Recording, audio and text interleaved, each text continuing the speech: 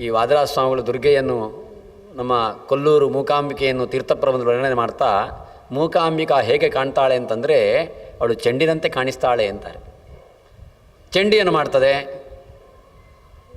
ಚೆಂಡು ಒಬ್ಬ ಸಿಕ್ಸರ್ ಬಾರಿಸಿದ ಅಂತ ಇಟ್ಟುಕೊಳ್ಳಿ, ಒಬ್ಬ 4 ಬಾರಿಸಿದ ಅಂತ ಇಟ್ಟುಕೊಳ್ಳಿ, ಅದು ಗಡಿಯನ್ನು ದಾಟಿ ಎಲ್ಲೋ ಬೀಳ್ತದೆ. ಒಬ್ಬ 4 ಹೊಡೆದ, ಅದು 4 ಹೊಡೆದ ಅದು ಇಲ್ಲಿಂದಲೇ ನೇರ ಹೋಗ್ತದೆ ಅಂತಿಲ್ಲ, ಒಂದು ಅಷ್ಟು ದೂರಕ್ಕೆ ಹಾರಿ ಮತ್ತೆ ಅಲ್ಲೇ ಹೋಗೋದು ನಿಲ್ಲುವುದಲ್ಲ, ಅದಕ್ಕಿಂತ ಮುಂದೆ ಹೋಗ್ತದೆ, ಮುಂದೆ ಸಾಗ್ತದೆ.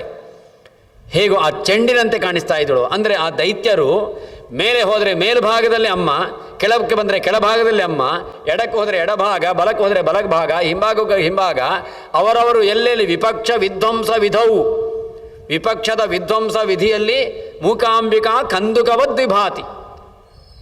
ಹೀಗೆ ಅಮ್ಮನ ಆ ಪರಾಕ್ರಮವನ್ನು ವರ್ಣನೆ ಮಾಡ್ತಾ ದೇವತೆಗಳೆಲ್ಲ ಸಂತೋಷಗೊಂಡು ಸ್ತೋತ್ರ ಮಾಡ್ತಾ ಇದ್ದಾರೆ. ಯಾವ ದೇವಿಯ ಶಕ್ತಿಯಿಂದ, ಆತ್ಮಶಕ್ತಿಯಿಂದ, ಆತ್ಮಶಕ್ತಿ ಅಂತಂದರೆ ಆತ್ಮ ಅಂದರೆ ಪರಮಾತ್ಮ, ಆ ಪರಮಾತ್ಮನ ಶಕ್ತಿಯಿಂದ ತುಂಬಿಕೊಂಡಂತಹ ದೇವಿ ದುರ್ಗಾದೇವಿ ತಾನು ಎಲ್ಲಿದ್ದಳೋ ಎಲ್ಲ ದೇವತೆಗಳ ಒಳಗಡೆಗೆದ್ದುಂಡು ಅವರವರಲ್ಲಿ ಆಯಾವ ಕೆಲಸ ಮಾಡಿಸ್ತಾ ಇದ್ದಳು. ಅಂತಹ ಎಲ್ಲ ದೇವತೆಗಳ ಸಮೂಹದಿಂದ ತನ್ನದ್ದೇ ಆದ ರೂಪಗಳು, ಅದು ಈ ಯಕ್ಷಗಾನದಲ್ಲೆಲ್ಲ ಕೆಲವು ಅವ್ಯವಸ್ಥೆ ಮಾಡುವುದುಂಟೆಲ್ಲ. ಮಹಿಷನ ವಧೆಗಾಗಿ ನನ್ನ ದೇಹದಿಂದ ತೇಜಸ್ಸನ್ನು ಹೊರಗೆ ಹಾಕಿದ್ದೇನೆ, ಹೊರಗೆ ಹಾಕಲಿಕ್ಕೆ ಅವಳೇನು ಇವನ ನಮ್ಮ ಅಂಗಳದಲ್ಲಿದ್ದಾಳ, ಒಕ್ಕಲಿದ್ದಾಳ ಅವಳು. ಆ ರೀತಿಯಲ್ಲಿ ನಮ್ಮ ಅಂಗಳದಿಂದ ನಾವು ಹೊರಕ್ಕೆ ಹಾಕುವುದಾಗಿದ್ದರೆ ಮುಂಚೆನೇ ಮಾಡಿಬಿಡುವುದತ್ತಲ್ಲ, ಇಲ್ಲಿ ಪ್ರಾರ್ಥನೆ ಮಾಡುವ ಅವಶ್ಯಕತೆ ಏನಿತ್ತು? ದೇವತೆಗಳಿಗೆ ಸ್ಥಾನ ಕೊಡುವಾಗ ಸರಿಯಾದ ಕ್ರಮದಲ್ಲೇ ಸ್ಥಾನ ಮಾಡಿಕೊಡ್ಬೇಕು. ಅದಕ್ಕೆ ಹೊರಕ್ಕೆ ಹಾಕಿದ್ದೇನೆ ಅಂತ ಶಬ್ದದ ಅರ್ಥ ಏನದು? ಶಬ್ದ ಪ್ರಯೋಗದಲ್ಲಿ ಯಾವತ್ತೂ ಹಿಡಿತ ಇರಬೇಕು. ಅವಳು ಹೊರಕ್ಕೆ ಬಂದದ್ರಿಂದಾಗಿ, ತಾನಾಗಿ ಹೊರಕ್ಕೆ ಬಂದದ್ರಿಂದಾಗಿ ಆಯ್ತೇ ಹೊರತು ಹೊರಕ್ಕೆ ಹಾಕಲಿಕ್ಕೆ ಎಲ್ಲಿ ಹಕ್ಕು ಉಂಟು? ನಮ್ಮ ಅಂಗಳದಿದ್ದಾಳೆ, ನಮ್ಮ ಪರಿಚಾರಕ್ಕೆ ಅವಳು. ಯೋಚನೆ ಮಾಡಬೇಕು ನಾವು ಯಾವತ್ತೂ ಕೂಡ. ಅವಳಿಗೆ ಕೊಡುವ ಸ್ಥಾನವನ್ನು ಕೊಟ್ಟರೆ ಮಾತ್ರ. ಯಾಕೆಂದರೆ ದುರ್ಗಾ, ಅವಳಿಗೆ ಹೆಸರು ಇನ್ನೊಂದು ಅಜ್ಞಾನ ಅಂತ. ಒಂದು ವೇಳೆ ನಾವು ಪೀಠ ಪೂಜೆ ಮಾಡುವಾಗ 3 ಕಡೆಯಲ್ಲಿ ದುರ್ಗಾದೇವಿಯ ಸ್ಥಾನ ಚಿಂತನೆ ಮಾಡಲಿಕ್ಕುಂಟು ಪೀಠದಲ್ಲಿ. ಒಂದು ಅಜ್ಞಾನದ ದೇವತೆ ಅವಳು, ಆದ್ದರಿಂದ ಭಗವಂತನ ಎಡಭಾಗದಲ್ಲಿ, ನಮ್ಮ ಪೀಠದ ಎಡಭಾಗದಲ್ಲಿ ಅವಳು ಇದ್ದಾಳೆ, ದಕ್ಷಿಣ ದಿಕ್ಕಿನಲ್ಲಿ. ಇನ್ನೊಂದು ಅವಳು ಮತ್ತೆ ಪೀಠದ ಮತ್ತೊಂದು ಭಾಗದಲ್ಲಿ ದುರ್ಗಾ ಯೈ ನಮಃ ಅಂತಂದುಕೊಂಡು ಪೀಠದ ಮೇಲ್ಭಾಗದಲ್ಲಿ ಒಂದು ಕಡೆಯಲ್ಲಿ ಕಾಣಿಸ್ತಾರೆ. ಅನಂತರದಲ್ಲಿ 6 ದಳದ ಕಮಲದಲ್ಲಿ ಆ ಸತ್ವ, ರಜಸ್ಸು, ತಮಸ್ಸೆಂಬುದು ಅದು ಒಂದು ರೀತಿಯಲ್ಲಿ ದೇವರ ಹಾಸಿಗೆಯ ಹಿಂಭಾಗದಲ್ಲಿ ಏನೋ ಒಂದು ಒರಗಲಿಕ್ಕೆ ಅಂತಿರ್ತದೆ. ಆ ರೂಪದಲ್ಲಿ ಅಲ್ಲಿ ತಮೋಭಿಮಾನಿನಿಯಾಗಿ ಅವಳು ದುರ್ಗಾದೇವಿ ಇರ್ತಾಳೆ. ಅಪೂಜಿತ ಹ್ಯಧರ್ಮಾದಿ ದಾತಾರಸ್ತೆ ತಥಾಭಿದಾಹ ಅಂತ ಆಚಾರ್ಯರು, ಅಧರ್ಮಾದಿಗಳನ್ನು ನಾವು ಪೂಜೆ ಮಾಡಿಲ್ಲ ಅಂತಾದರೆ ಅವರು ನಮಗೆ ಅದನ್ನೇ ಕೊಡ್ತಾರೆ. ಅವರು ನಾವು ಪೂಜೆ ಮಾಡಿದರೆ ಮಾತ್ರ ಅಜ್ಞಾನ ಅಧರ್ಮಾದಿಗಳನ್ನು ತೆಗಿತಾರೆ. ದುರ್ಗಾ ಎಂಬ ಶಬ್ದ ಇವತ್ತು ತುಂಬ ತೂಕದ ಶಬ್ದ. ಅದು ನಮಗೆ ವಿಷ್ಣು ತತ್ವ ಆದರೂ ಅರ್ಥ ಆಗ್ತದೆ. ಯಾಕೆಂದರೆ ವಿಷ್ಣು ಯಾರು ಅಂತ ಕೇಳಿದರೆ ನಾವು ಲಕ್ಷ್ಮೀಪತಿ, ಜಗದೊಡೆಯ, ಹೀಗೆ ಏನು ಹೇಳಬಹುದು. ರುದ್ರದೇವರು ಯಾರು ಅಂತ, ಈಶ್ವರ ದೇವರು ಯಾರು ಅಂತ ಕೇಳಿದರೆ ಹೇಳ್ಬೋದು, ಕೈಲಾಸಪತಿ, ಪಾರ್ವತೀಪತಿ, ಗಣಪತಿಯ ಅಪ್ಪ, ಹೀಗೆ ಹೇಳ್ಬೋದು. ಬ್ರಹ್ಮದೇವರು ಯಾರು ಅಂತ ಕೇಳಿದರೆ ನಾವು ಹೇಳ್ಬೋದು, ಸರಸ್ವತಿಯ ಪತಿ, ವೇದವನ್ನು ಕೊಟ್ಟವರು, ಯಾವತ್ತೂ ನಮಗೆ ಜ್ಞಾನಿಗಳಿಗೆಲ್ಲ ಜ್ಞಾನೋಪದೇಶ, ಹೀಗೆ ಹೇಳ್ಬೋದು. ಇಂದ್ರದೇವರು ಯಾವುದು, ಐರಾವತಿ ಹೇಳಿರ್ತಾರೆ, ವಜ್ರಾಯುಧ ಕೈಯಲ್ಲುಂಟು, ಸ್ವರ್ಗದ ಅಧಿಪತಿ ಅಂತ. ದುರ್ಗೆ ಯಾರು ಅಂತ ಕೇಳಿದರೆ ನಮ್ಮಲ್ಲಿ ಪೂರ್ತಿ ಶೂನ್ಯವೇ ಉತ್ತರದಕ್ಕೆ.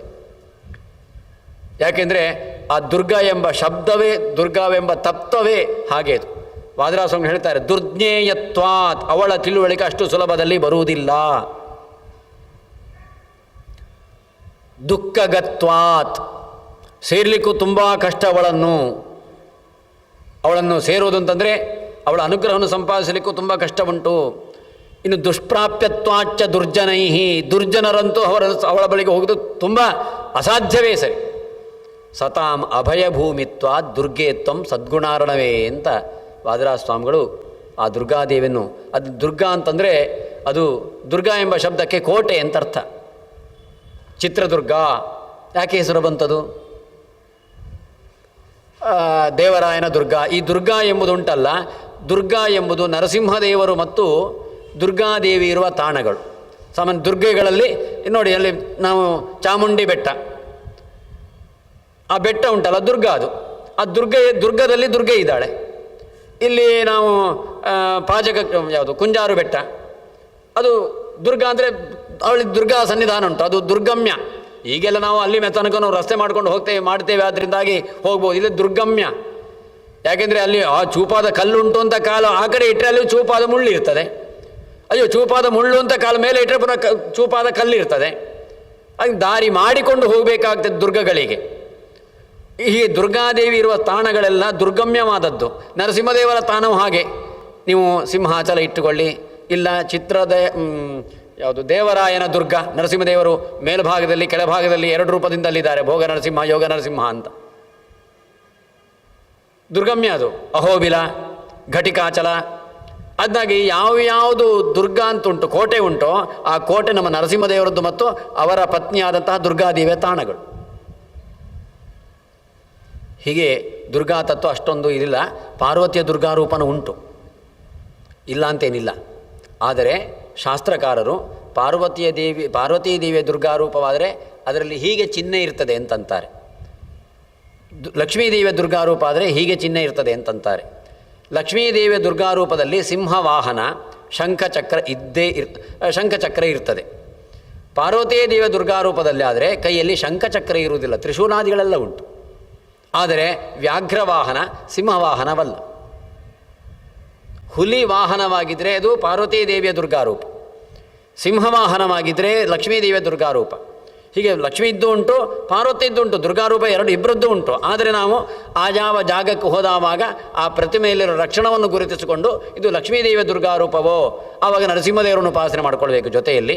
ಪಾರ್ವತಿಯ ದೇವಿಯ ದುರ್ಗಾರೂಪವೋ, ಈಶ್ವರ ದೇವರನ್ನು ನಾವು ಚಿಂತನೆ ಮಾಡಿಕೊಳ್ಬೇಕು ಪಕ್ಕದಲ್ಲಿ. ಅದರಿಂದಾಗಿ ಲಕ್ಷ್ಮಿಯನ್ನು ಬಿಟ್ಟು ನಾರಾಯಣನ ಉಪಾಸನೆ ಇಲ್ಲ, ನಾರಾಯಣನನ್ನು ಬಿಟ್ಟು ಲಕ್ಷ್ಮೀದೇವಿ ಉಪಾಸನೆ ಇಲ್ಲ, ಪಾರ್ವತೀ ದೇವಿಯನ್ನು ಬಿಟ್ಟು ರುದ್ರದೇವರ ಉಪಾಸನೆ ಇಲ್ಲ, ರುದ್ರದೇವರನ್ನು ಬಿಟ್ಟು ಪಾರ್ವತೀ ದೇವಿ ಉಪಾಸನೆ ಇಲ್ಲ. ಜೊತೆಯಲ್ಲಿ ಉಪಾಸನೆ ಮಾಡಬೇಕಾದ್ದು ನಮಗೆ ದೇವತಾ ನೇತಪತಿಗಳಾದಂತಹ ದೇವತೆಗಳ ಉಪಾಸನಾ ಪದ್ಧತಿ ಇದು ನಾವು ಮಾಡಬೇಕಾದ್ದು. ಎಲ್ಲಿ ನಾವು ಒಬ್ಬರನ್ನು ಮಾತ್ರ ಉಪಾಸನೆ ಮಾಡ್ತೇವೆ, ನಮ್ಮ ಜೀವನದಲ್ಲಿ ನಾವು ಒಬ್ಬರೇ ಆಗುವ ಸ್ಥಿತಿ ಬಂದೀತು. ಅದು ನಾವು ಒಬ್ಬರೇ ಆಗಬಾರ್ದು, ಜೊತೆಯಲ್ಲಿ ನಾವು ಇರಬೇಕು ಅಂತಿದ್ದರೆ ದೇವತೆಗಳನ್ನು ಅದೇ ರೀತಿ ಅರುಂಧತಿ, ವಸಿಷ್ಠರು, ಶಚಿ, ಪುರಂದರರು, ಗೌರಿ, ಶಂಕರರು, ಉಮಾ ಮಹೇಶ್ವರರು, ವಾಣಿ, ಬ್ರಹ್ಮದೇವರು, ಹೀಗೆ ಜೊತೆಯಲ್ಲಿ ಉಪಾಸನೆ ನಾವು ಮಾಡಬೇಕಾದ ನಮ್ಮ ಕರ್ತವ್ಯ. ಇದನ್ನೆಲ್ಲ ಶಾಸ್ತ್ರಕಾರ ನಮಗೆ ತಿಳಿಸಿಕೊಟ್ಟಿದ್ದಾರೆ. ಹೀಗೆ ಅನೇಕ ವಿಧವಾದಿ ದೇವತೆಗಳನ್ನೆಲ್ಲ ದೇವತೆಗಳು ಸ್ತೋತ್ರ ಮಾಡ್ತಾ ಇದ್ದಾರೆ, ಅವರಿಗೆ ಸಂತೋಷವಾಗಿದೆ. ತಾಮಂಬಿಕಾ ಅಖಿಲ ದೇವ ಮಹರ್ಷಿ ಪೂಜ್ಯಾಂ ಭಕ್ತ್ಯಾ ನತಾಸ್ಮ ವಿದಧಾತು ಶುಭಾನಿ ಸಾನಹ ಅಂತ ಹೀಗೆ ಸ್ತೋತ್ರ ಮಾಡ್ತಾ ಇಲ್ಲಿ ಒಂದು ಶಬ್ದ ಉಂಟು, ಯಸ್ಯಾಪ್. ಇದನ್ನು ಸ್ವಲ್ಪ ವಿವರಣೆ ಯಾಕೆ ಕೊಡ್ತೇನೆ ಅಂದರೆ ಇದು ಚಾಲ್ತಿಯಲ್ಲಿರುವಂತಹ ಭಾಗ ಕೆಲವರಿಗೆ ಅನುಕೂಲವಾಗಬಹುದು ಎಂಬ ದೃಷ್ಟಿಯಲ್ಲಿ ಇದರ ಸ್ವಲ್ಪ ವಿವರಣೆಯನ್ನು ಕೊಡ್ತೇನೆ. ಯಸ್ಯಾ ಪ್ರಭಾವಮತುಲಂ ಭಗವಾನ್ ಅನಂತೋ ಬ್ರಹ್ಮ ಹರಶ್ಚ ನಹಿ ವಕ್ತು ಮಲಂಬಲಂಚ ಸಾಚಂಡಿಕಾಖಿಲ ಜಗತ್ ಪರಿಪಾಲನಾಯ ನಾಶಾಯ ಚ ಅಶುಭ ಭಯಸ್ಯ ಮತಿಂ ಕರೋತು. ಇಲ್ಲೊಂದು ಶಬ್ದ, ಯಾರ ಪ್ರಭಾವವನ್ನು ಭಗವಂತನಾದಂತಹ ಅನಂತ ಬ್ರಹ್ಮ ಹರ ಪೂರ್ಣವಾಗಿ ಹೇಳಲಾರರೋ ಅಂತಹ ಚಂಡಿಕೆ ಅಖಿಲ ಜಗತ್ತಿನ ಪರಿಪಾಲನೆಗಾಗಿ ಎಲ್ಲ ಅಶುಭ ಭಯಗಳ ನಾಶಕ್ಕಾಗಿ ಮನಸ್ಸು ಮಾಡಲಿ ಅಂತ ಸ್ತೋತ್ರ ಇದು.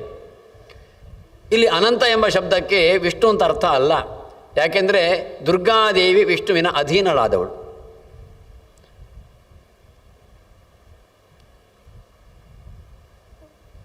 ಇದೇ ಭಾಗದಲ್ಲೇ ಮುಂದಕ್ಕೆ ಬರ್ತದೆ ಇಲ್ಲಿ ಅವಳು ಎಲ್ಲಿ ಬರ್ತದೆ ಅಂತ. ಯಾಕೆಂದರೆ ಹರಿವಂಶ, ಮಹಾಭಾರತ ಇತ್ಯಾದಿಗಳನ್ನು ನೋಡಿದ ಆವಾಗ ಕೃಷ್ಣಾವತಾರ ಆಗ್ತದೆ ಅಂತ ಆದವಾಗ ಕೃಷ್ಣದೇವರು ಲಕ್ಷ್ಮೀದೇವಿಗೆ ಆದೇಶ ಕೊಡ್ತಾಳೆ. ಇದು ಹರಿವಂಶದಲ್ಲೆಲ್ಲ, ಭಾಗವತದಲ್ಲಿ ಹರಿವಂಶದಲ್ಲಿ ಸ್ಪಷ್ಟವಾದ ಮಾತುಗಳೆಲ್ಲ ಬಂದಿದೆ, ಇದರಲ್ಲೇ ಬಂದಿದೆ.